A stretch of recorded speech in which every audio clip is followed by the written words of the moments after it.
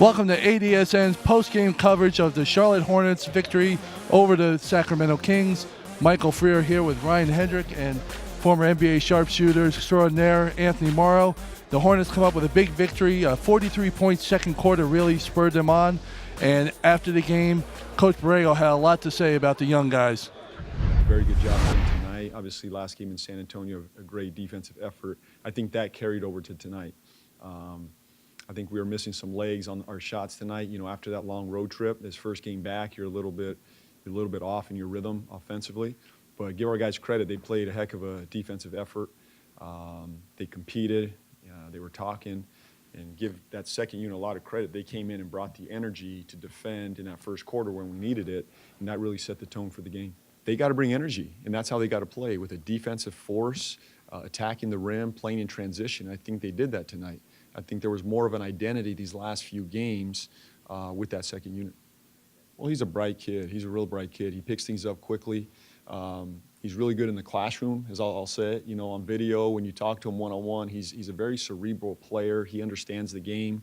Now you got to translate it into the game. When it's going 100 miles an hour, can I respond and react?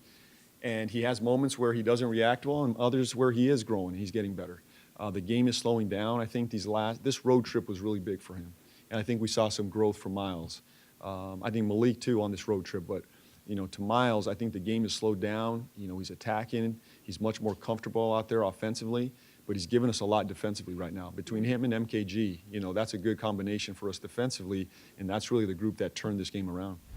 Obviously, Coach Borrego very happy with the bench performance and the performance of the young guys tonight.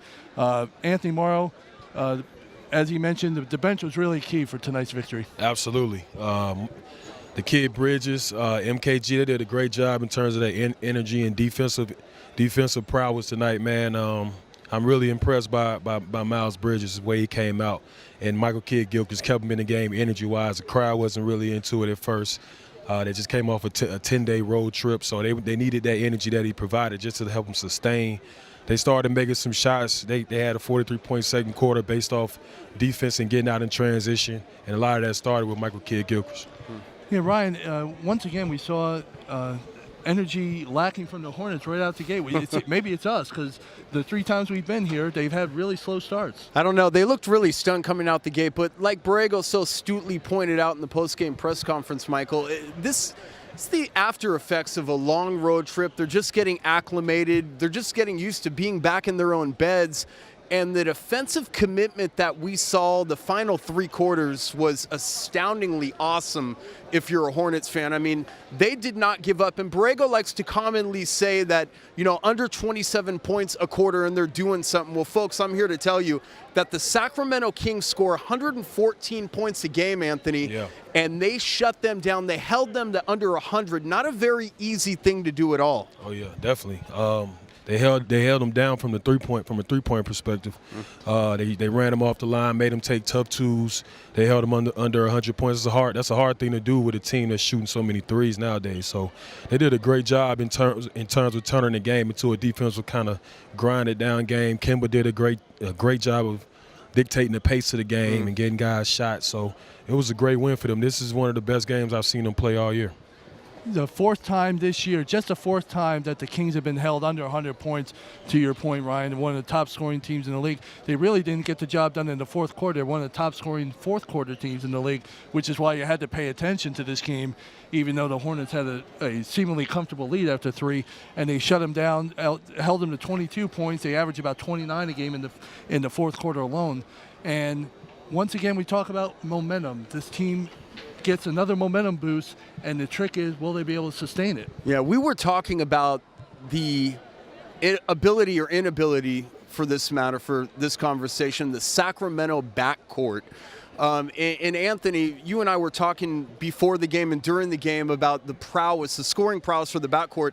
Well, they let Hield have anything he wanted tonight. In fact, I think he hit 2 or 3 3-pointers in the first quarter, but they did not let Fox go off tonight. In fact, I think they held Fox. He was 4 of 10, and he scored just 10 points, 7 points under his average. That was one of the keys for me to this victory tonight. Yeah, they wouldn't let him really get a rhythm. Right. I think he had 4 or 5 turnovers, and they were turnovers that were costly. It was kind of in the second half. They just threw them out of rhythm. Kemba did a great job.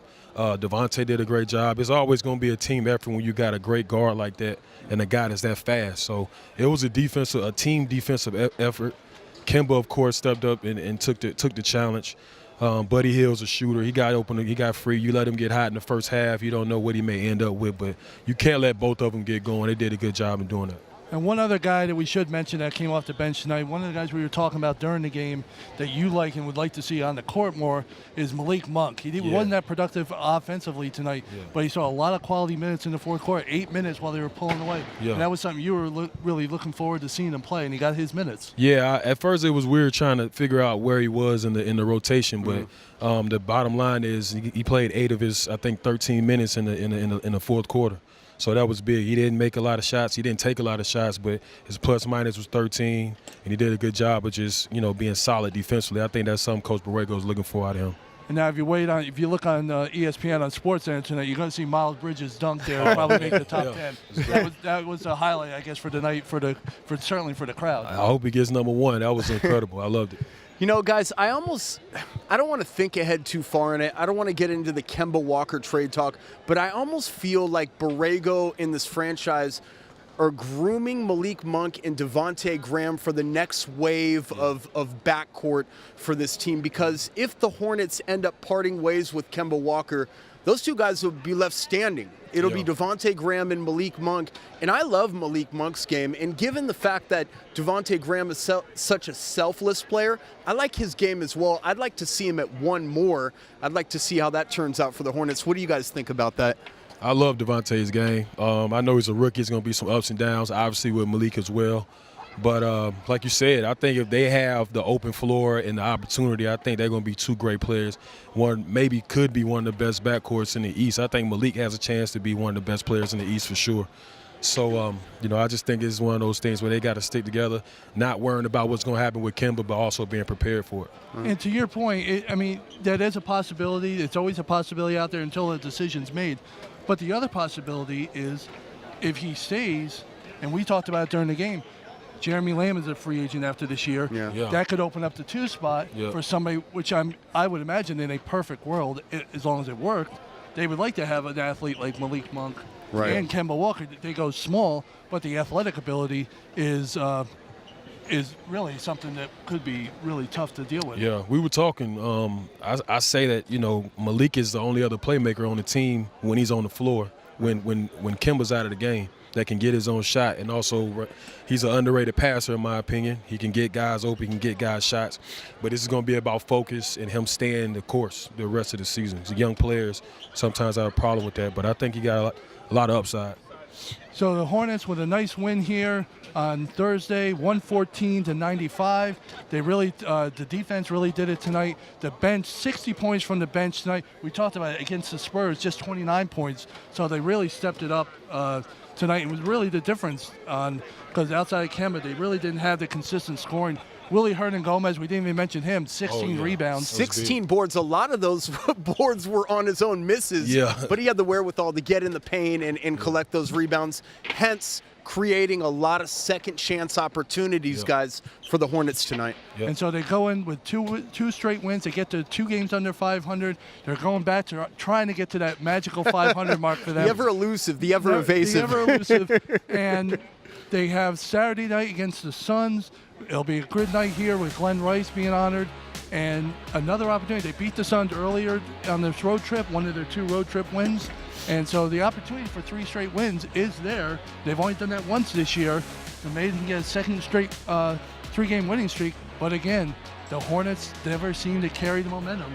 So this will be another big test for them. And ADSN will be here Saturday night to watch everything, give you pregame and postgame coverage. And we'll check out, hopefully have an interview with Glenn Rice as well as he's being honored. And for Anthony Morrow, for Ryan Hedrick, I'm Michael Freer. Thanks for tuning in to ADSN postgame coverage. And one day I'll get it right where we say tune in to ADSN1.com.